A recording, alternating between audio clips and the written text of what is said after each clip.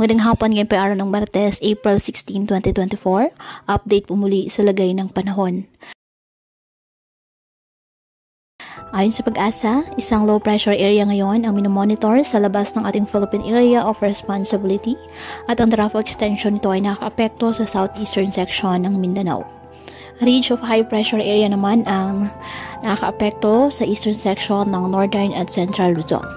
Sa ngayon, sa loob po ng 24 oras, mababa ang tsansa na nasabing LPA na lumakas bilang bagyo. Ngunit patuloy pa rin natin ito na i-monitor.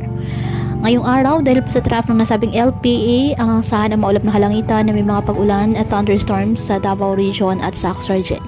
Sabang sa nalalabing bahagi ng bansa kasama ng Metro Manila, bahagyang maulap hanggang sa maulap na kalangitan with isolated rain showers or thunderstorms dahil naman sa localized thunderstorms. Kaya patuloy pa rin po natin na pinag-iingat ang ating mga kababayan sa banta pa rin po ng mga pagbaha at pagkuho ng lupa, lalo na kapag may malalakas na ulan.